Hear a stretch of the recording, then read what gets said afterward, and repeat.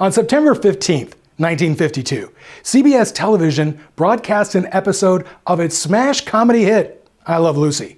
The show chronicled the misadventures of a housewife named Lucy, her Cuban bandleader husband Ricky, and their best friends, Fred and Ethel. Episodes offered an endless variation of the same storyline. A marital spat or misunderstanding places Lucy and some combination of supporting cast members in the position of having to execute a Lucy-built strategy to solve a problem, win a bet, or just make a point. Initially, the plan works as promised, until Lucy's smooth start invariably goes wrong in some unintended but comically delightful way. On this September night, a disagreement over household spending habits leads Lucy and Ethel into the workforce as assembly line workers in a candy factory. The job is simple. Pieces of candy appear along a conveyor belt. The women are to select a piece, wrap it, and place it back on the belt. The wrapped candy then travels along the belt through a small hole in a wall leading off to some unseen next step in the process. Unsurprisingly, everything starts out great, until our heroines, much to the audience's delight, notice that the conveyor belt has sped up.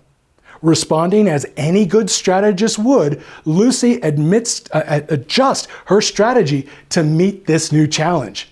She decides to work faster, to increase her productivity, and in so doing, keep up with the faster speed of the conveyor belt. Problem solved. But as Ricky used to say, "Now Lucy, what have you done?" The new strategy works, at least at first, and then, much to the audience's delight, the conveyor belt picks up even more speed.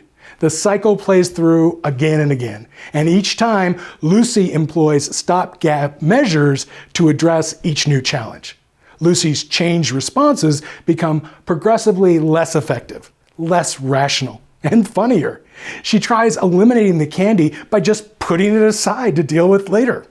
She tries stuffing the candy into her blouse and hat, and even tries eating the candy she's unable to wrap. Ultimately, she jumps on the conveyor belt, lays across it, using her body like a human shield to keep the candy, and therefore her failure, from being noticed down the line on the other side of the wall. Well down the line, some 70 years later, that image of Lucy and Ethel on the chocolate candy assembly line is still what I think about when I think about Future Shock. The shattering stress and disorientation we induce in individuals by subjecting them to too much change in too short a time. Change or chocolate, what starts out easy enough can quickly get out of hand. What looks so small off in the distance gets larger as it nears. For better or worse, Ricky isn't the only one that can say, "I love Lucy." From the edge of tomorrow, we're a growing legion of people learning how to harness the power of change to build a brighter future. We invite you to join us and be a part of it all. This is Willing to Win. If you're willing to think different, willing to work different, willing to change at the speed of now, then you're willing to win. This is Willing to Win. I'm Jeff Kaplan. And I'm Tara Thomas-Gettman. Thanks for being a part of the Willing to Win Legion, as we like to call you, the listeners, the audience, the viewers, if you're catching us on TV.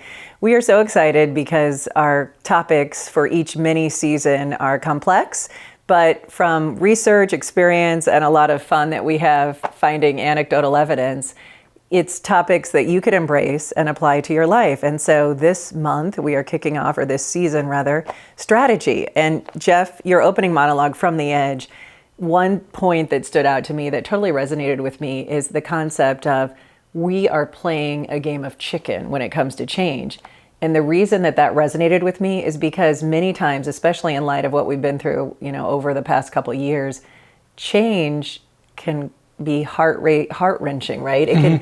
It can be stressful. It can induce anxiety. And you've been able to help break down how we don't have to look at it as a negative. Yeah, absolutely. And I will tell you that a lot of people echo the same feeling. On an episode of The Conners, which aired, I think it was episode 4 of season 4, I may be correct, but the episode was called Triggered, and it was all about the impact of a shooting at a mall for a local community. The Conners were in their home watching it unfold on TV, and we watched them interact with one another.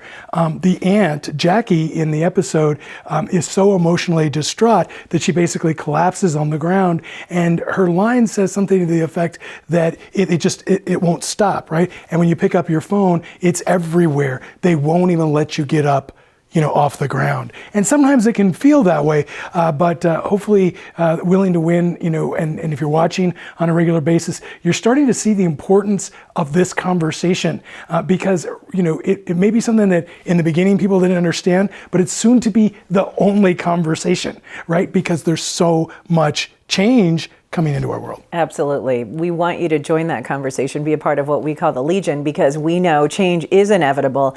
And in this case, happening so much more rapidly, perhaps, than it did in decades past, that we want you to be able to accept it, sort of embrace it head on, and then use it for good in terms of how it impacts your family, your community. And for all of us, if we're working, which most of us have that sort of professional life, we want the changes that come with our employers that oftentimes are happening even sooner than they can react. We want it to result in a positive career experience. And that's what you've really become an expert in. And so many employers, and your experience going into colleges, they're not helping us design a career plan. So we know that sometimes we have to come up with our own strategies to manage change. Yeah, in the old days, the unspoken assumption was, you go to a major corporation, you get hired out of high school, right? You show up, shut up, and do it their way for 40 years, and you get a gold watch when it was all said and done. It was all laid out for you, right? And if you're looking for an organization to provide you with the career plan and the training to get there, and I'm trying to hold back laughter as I think about it, it's just not going to happen for the average worker. Yes. Now, when you talk about a company and strategy and how much money has gone into these companies devising, these high-level strategies because of the transparency now that many people require and expect, and because of the internet, we can identify and uncover these company strategies. So they're very publicly accessible. But the interesting statistic that we uncovered in our research, the Harvard Business Review actually looked at these high-performing companies. And again, let's be clear, these were clearly articulated public strategies. No one was hiding anything. And yet, when they actually drilled down and talked to and researched with the employees, they discovered that only 29% of employees in these relatively high-profile, high-performing organizations could identify the company strategy. And get this, it wasn't pulling it out of thin air. It was a multiple choice of 6 different Even options. When given sort of a cheat, yes. You got any of these 6 seem familiar? It was so affirming to what you're saying. There is a disconnect in our world with what the company's strategy is, and we can contrast that with our own lives, with what maybe our personal strategy is, and do we really understand it so that we can execute it in tangible ways? Yeah, I tell you, there was a point in my life where I was doing some work for a telecommunications company based in London. And so I had a chance to visit the corporate headquarters about a month or so after they had launched this new annual strategy campaign with, planks. There was a strategy and 3 planks or 4 planks, things that they were going to do around the world to make that strategy happen. And it was an exciting time, right? So even though it had been like a month, there was still quite a buzz that was going around corporate headquarters. And I was about to leave and go to Singapore when I got called into the CEO's office. And she said to me, Jeff, I know that there's a lot of excitement here, but I'm just worried we're, sort of in a bubble because I don't feel that we're making the progress we need to make out in the field. So when you go to Singapore, what I want to ask you to do is do informal interviews with the staff. It's about 120 people in the Singapore office. Just over the couple weeks that you're there, talk to them all and see what they're thinking about this strategy. Well, I get to Singapore and I start the interviews with the executive team there. And you know what? Everybody understood the strategy. They were clear. I didn't understand what she was talking about. But as I left the executive suite to walk across the lobby between the executive suite and operations by the reception desk, everything changed. Because I stopped at the reception desk and I said, this is going on in the organization. Are you excited about it? And I got this blank look from the receptionist. He had no idea what I was talking about when I was talking about the strategy. And then as I went into the operations department, the same thing was true. Person after person had not even heard about or were unaware of what the corporate strategy was, or more importantly, what they could do to try to improve that strategy. And so we call that lost in the middle, right? You don't want your strategies lost in the middle. You don't want to have a great idea and then have it lost, before it ever comes to fruition. I love that story because it should be no employee left behind, right? That should be the mantra. I mean, everybody from the custodian, in some cases, if you're in, say, the public school districts, all the way up to, the CEO, we all need to be on the same page, right? Absolutely. If we're going to be clear about how the company is going to move forward constructively. But this kind of strategic approach to living, it's not just reserved for the boardroom. We all experience it, especially as parents. Talk about what it's like, right? We go to the hospital and have a baby or adopt a child, and all of a sudden, you instantly have to start thinking about what's the strategy for at least the next 18 years. Well, that's the thing. It was funny as you were saying that, I was thinking, oh my gosh, that trip to the hospital with an expected mom, right? If it's two parents, in the situation, you go to that hospital and you talk about future shock. If you want to know what future shock 100%. is, what I'm talking about, just look at any dad that's in a waiting room about to be, about to transform from being this, independent, kind of person where the world is their oyster to this person who's dedicated and responsible for another human being, and you'll see that transformation, that future shock. But we understand inherently through our interactions the need for strategies, right? So the baby's born and the father gets that first look at his young daughter or son, and immediately you start thinking, how am I going to provide for this person? That's right. Or as you like to put it, how do I keep this kid alive for 18 years? That's my job, right? But how do I plan for a wedding? How do I plan to make sure there's money for the kid to go to college or buy their first home, right? And you start making those plans so when that eventuality comes, you're prepared. If you remember, that's strategy, right? We look out on the horizon, we anticipate change that's coming, we make plans so that when change gets here, it doesn't overwhelm us. It's not a bad thing, and bad strategy, and I have to go, now Tara, what have you done? What have you done this time? Instead, it's a good Ricky strategy. Impression is spot on, by the way. I love it. No, that is. Well, since nobody's heard from him in 30 years, I can get away with it being a little bit off and still count. That is great. And a quick story that you bring up in my memory when you talk about strategizing. My 2-year-old daughter, when we brought my newborn son home from the hospital, I'll never forget, she leaned over him in the little carry seat and said, "Want to play?"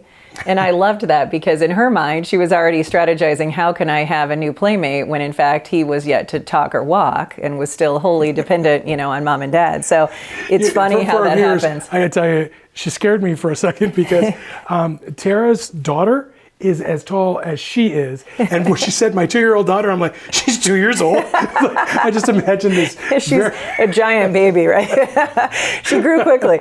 Well, don't go anywhere because we have a lot more fun coming up and important lessons out of this conversation around strategy. Our socialite correspondent, as we like to call her, Alyssa Nolte, will be joining us after this break. And also, we heard from you, the Legion. We went out and found some college students who are among the ranks to get their opinion about some of the concepts that we are imparting on this show. So don't go anywhere, and we'll be back in a moment. Willing to win. Welcome back to Willing to Win. We are talking strategy, and an entire season about that topic is going to unfold. So after this episode, we hope you catch us on YouTube. We're also available to stream via the many podcast platforms, and our website, willingtowin.org, win.org. So it's hard to put into 30 minutes, but you've really helped to come up with some of the concepts around strategy that you think are important for us to take away. And one of them being, there has to be sort of that continuity of how it's executed. Yeah, and I got to tell you, it's really exciting. It was interesting too. The From the Edge that started the show, we discussed, strategy from the point of view of Lucy and Ethel in an episode, 1952 episode of I Love Lucy. And the more I thought about it, even though it's such a part of our culture, right? And it seems so simple. Lucy having to face that treadmill and more candy coming out, and that candy being unanticipated, and then the crazy things she does to try to overcome the obstacle of this additional speed. And obviously in this example, the candy is change, right? And Lucy's response is future shock, because her answers are, while comical, are not really practical, right? And that's something that we sort of all face. And so as you go through your day, and as you review and get a chance to digest and be a part of this season, I just really want you to think about that example, because all the elements we talk about are right there. It's such a great metaphor. It is, absolutely, because we all vicariously were living through her and felt, the sweaty palms and the nervousness of how am I going to handle this and overcome that. And all those decades ago, it's such a life lesson that is appropriate for today's climate. And there's a lot of examples we're going to talk about later on in the season about how people have, strategies have just gone bad. Like there's that episode, there's that thing, Girls Gone Wild. This is like CEOs gone bad, like really bad. There's a lot of examples like that. And when you think about it, they're not really far off of when Lucy has the idea that she's going to start eating the excess candy, right? And that sounds good for the first, bite or two, but that is not a sustainable competitive strategy, right? And so it's that comic relief that I think allows us to really digest this whole concept of what strategy means in our day-to-day life. That's so true. And comedy always helps. Alyssa Nolte likes to have a good laugh with us, our social media correspondent. Talk about how strategies can fall flat. And the other piece is you don't realize the strategy behind some of the things that you think are happening organically, especially when it comes to social media. Socialite. Absolutely. So one of the things that you guys have been talking about is the importance of continuity of your strategy. But sometimes, you have to really think about how are you delivering that strategy? How are you communicating that strategy? And that's one of the things that I bring to this show when I'm looking at how are we going to do it on our different platforms. How's it going to come across on YouTube? How's it going to come across on TikTok or Instagram or all the various places that it's going out into the world? And I came across a cartoon, like what you would see in the newspaper, an editorial cartoon, that played this so perfectly. Picture this if you are listening to our podcast or radio version. A teacher is trying to teach a science class to a group of young children, and she cannot get them to pay attention, so she installs a big cardboard cutout of an iPhone to hang in front of her while she teaches her class. Well, it looks silly, but wow, they are paying attention to her now. So she stands behind the space behind it, so she looks like she's in the phone. Exactly, right? This generation is so used to consuming media through their phones. So why not meet them where they are? Her strategy was to deliver the content, to deliver the information, and meet them where they were. So yes, silly cartoon, silly concept, looked hilarious, but the message was there. She was meeting them where they are, delivering the content in a way that they were going to consume it. And it really just resonated with me and with the team when I shared it with you guys. That's fascinating. It's amazing too, when we talk about learning, the teachers are now competing with the TikTok rabbit holes. And when you think about how many tips and tricks you can learn, but beyond that, sometimes, science lessons can emerge. And you uncovered a science lesson that sort of blew my mind that I never learned from a science book. Talk about that. I was, doom scrolling on TikTok way past my bedtime. I was needing to unwind for the day. And I discovered a Neil deGrasse Tyson show. He was talking about how the earth rotates, and we talk about tides coming in and out, and high tide, low tide. And to me, that was the water rising on earth and the water going down on the beach. Like, that totally made sense to me. That's not at all how it works, you guys. Apparently, according to this, well-renowned scientist, there's like a body of water and the earth rotates inside of it. So we're rotating inside of this water. You know what? I'm not going to explain this very well. What'd you say, Willis? You know what? Just take a look. The next thing I say may be mind-blowing to you. The tide doesn't actually come in and out. What?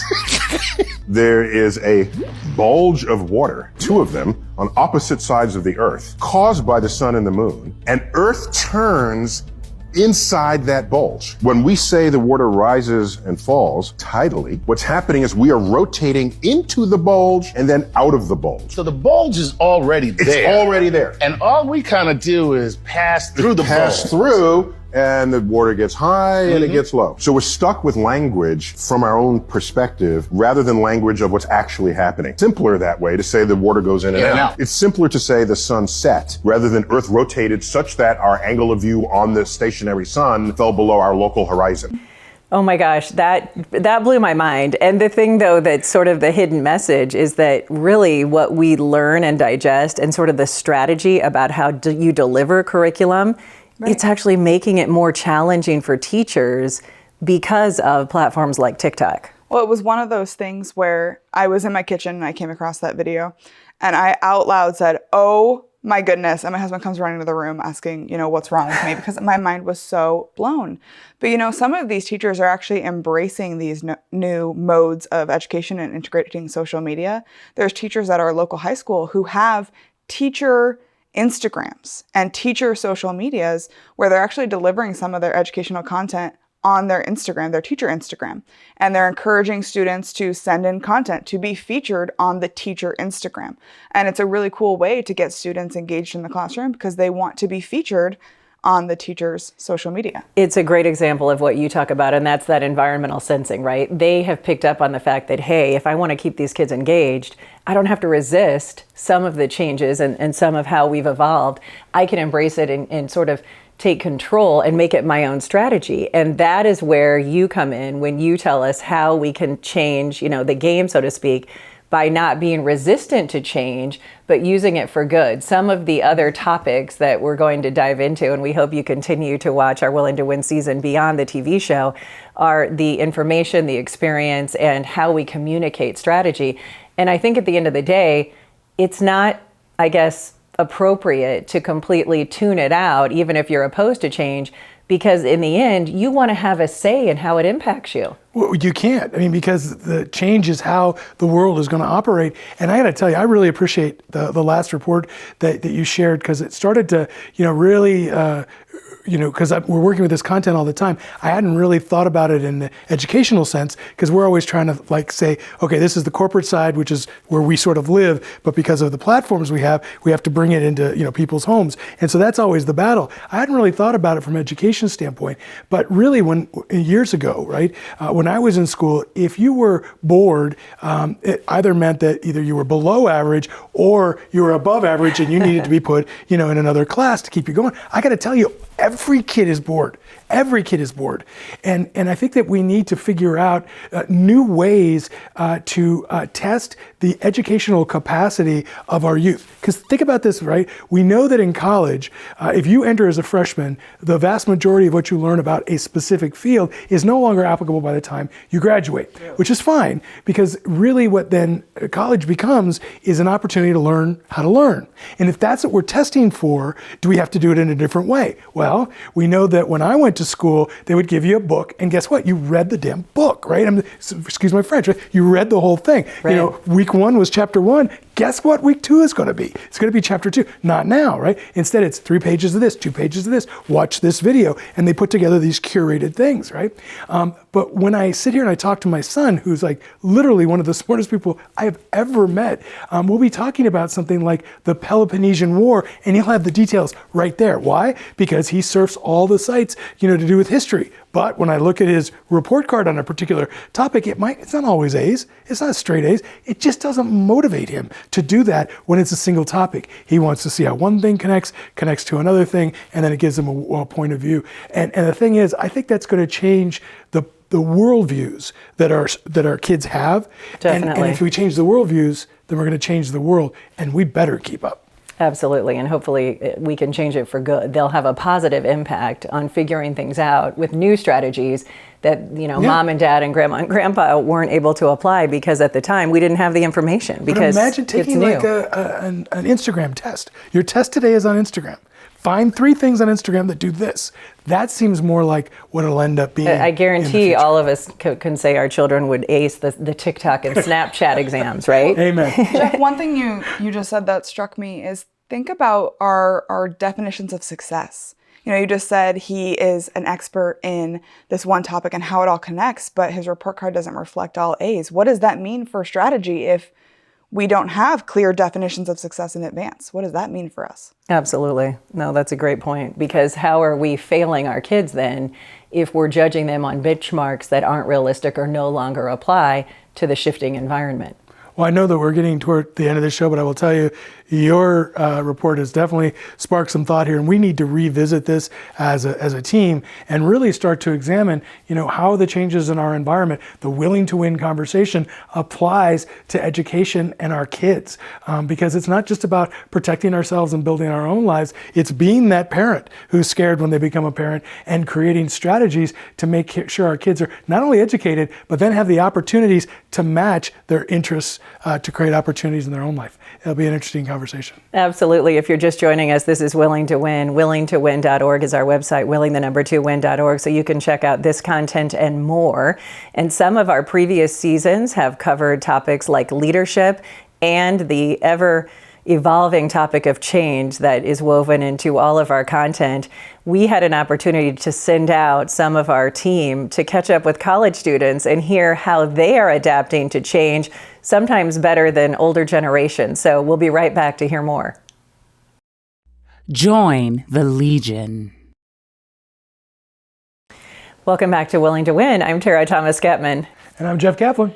We are talking all things strategy for this season, and we want you to join the conversation. We've also covered leadership in a past season, as well as change. And this is something that we wanted to get your feedback about. So we're going to check in with one of our correspondents, our man on the street, to hear about what college students think about change and how they're sort of embracing it. Thank you, Tara. The Willing to Win crew had the opportunity to interview some of our Legion about their adaptations and how they're embracing change. I really want to commend these students for allowing us to interview them and speaking so eloquently as to how they're responding to change in their personal lives, as well as speaking on changes that they see currently or along the horizon in their future markets. Your mindset going into it is super important, and to try to learn something about the situation rather than see all the ways that it negatively impacts you. I think if you go in to any situation and try to learn something from it, you can actually gain a lot, and you can come away with some better ways around it and ways to help yourself and I guess your business to succeed. I think a good example is like our transportation class, talking about the Port of California, which is really messed up right now. We had a guy who came in and talked about how they started chartering private vessels for their company, which cost a lot more.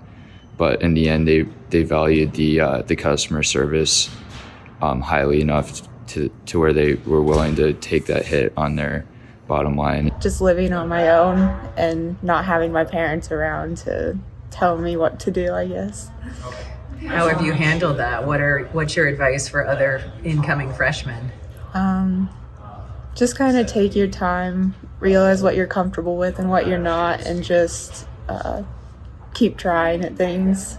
A lot of stuff got canceled, and it was a big thing to adapt to because, we all had our way of life and it got kind of destroyed, and now we're kind of getting back into things and being able to go to other things. Being able to talk to people is the best way to get used to it. I mean, everybody here is going through the same things, so if you can just find people to get through it with, that's the I would say so. I think when this next generation is super change oriented, and being able to change and kind of forget old skills and really relearn new skills, I think that's what's going to make people stand out in the future. Stay open and listen to people, and diversify the people you talk to. I feel like if you talk to the same people, you get the same answers and the same results. If you talk to different people and different perspectives, that's how you change.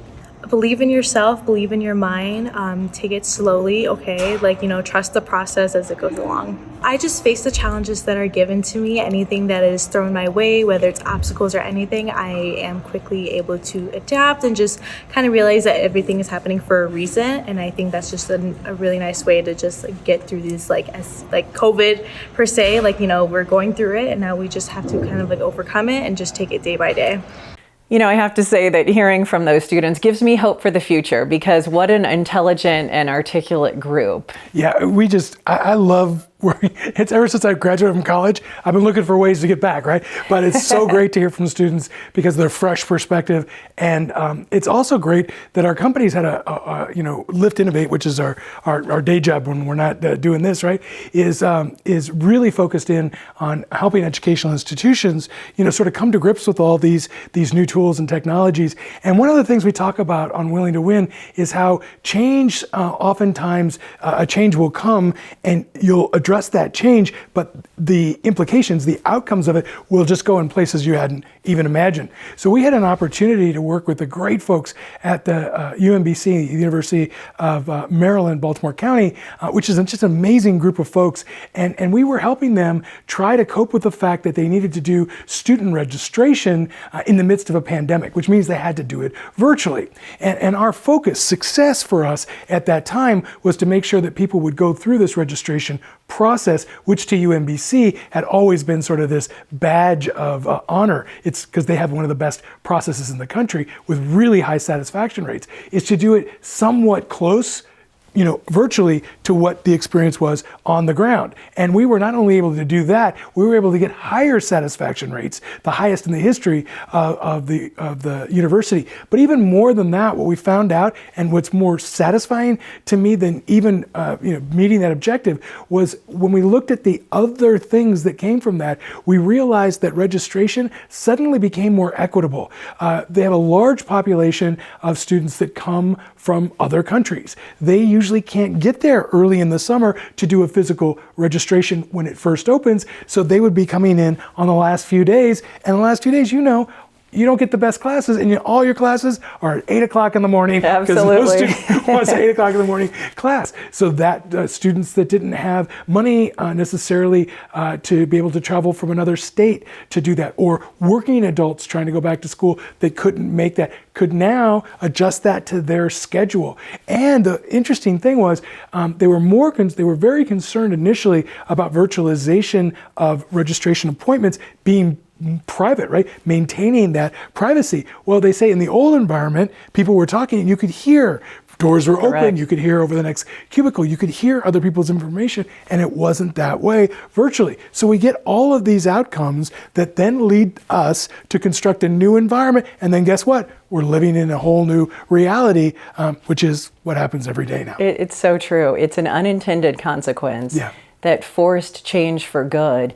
And the outcome can now be embraced to be more equitable and really inclusive, which is always the goal. That's what we want. And the nice thing and incredible thing for UMBC and our work with them, there are now institutions all across the country that want to model this strategy that was employed by UMBC under initially a lot of duress, because they didn't want to lose the corner on having such successful student engagement, and they knocked it out of the park with even better response than anticipated from all the participants. Dr. Ken Barron at UMBC, if you're listening, you are a rock star. Absolutely. Ken and his whole team, Laszlo and everyone, we have enjoyed working with you, and we love that you are getting a peek inside the strategies that many companies, people in higher education with companies like ours are engaging in as they move forward. And it doesn't have to be reserved just for, these institutions. You too and your family can embrace and use strategies for good in your lives. So what's something that we can think about to reflect on as we hope people embrace this entire season of Willing to Win?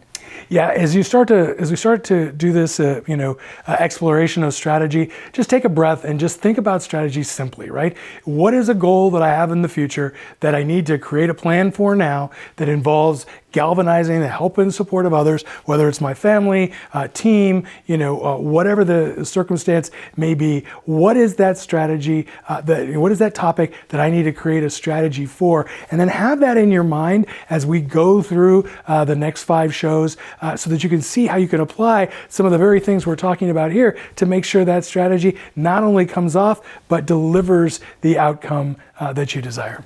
Excellent. So what is strategy? That's what this episode really is asking you to reflect on. And then, as Jeff mentioned, in our upcoming shows for this season, which we hope you check out on our website or YouTube channel, willingtowin.org, you can find out how we open up that, really blow open, the box on what does strategy do. So what are the secrets that lie behind these strategies that don't have to be complex, and it doesn't just have to hang on a wall in your company. It's something that you can apply to your life. So we look at it through the lens of environment, information, and experience. And it's something that for so many people, they might say, you know what? I have too many things going on. I don't need one more thing to worry about. But why would you argue giving yourself some intentional time and reflection to process change and how you're going to implement strategies is worth it? Yeah, absolutely. That's a really difficult question, because each day we face the challenge, what of all the things that are going on in the world and demanding our attention am I going to spend any awareness on? And I just need to make the case for you spending some time on thinking about Willing to Win, thinking about the rapid change that's being introduced to our environment, and why it's so important for you to take a few minutes out and develop some strategies to deal with it. Because I got to tell you, the amount of change that's happening and the amount of unprecedented activity that seems to be happening more and more regularly, it's not in your mind. It's actually happening. And so there comes a point where we finally need to realize, hey, I better develop some tools to help me cope with this, or I may be left behind, or I may make a mistake, or I may let someone down because I didn't do what I needed to do to sort of stay, with the tools I need to just to function in a world that's changing. It's a crazy world out there. Well said. Thank you for imparting that. And thank you for being part of our Willing to Win Legion. On behalf of Alyssa Nolte, Khalil Adams, and our entire team that gets this show up and running, Dr. Jeff Kaplan and my co-host, I'm Tara Thomas-Gettman. We appreciate you watching and learning from Willing to Win. These episodes are the first reports filed from the front lines of change, where a growing legion of individuals and organizations are discovering what it takes to win and stay winning in a world defined by change and driven by interconnected human networks. Willing to Win is produced by Lyft Productions. Guests on the program are not compensated, nor is their appearance representative of the Willing to Win views. Willing to Win does not necessarily endorse any people, products, or services.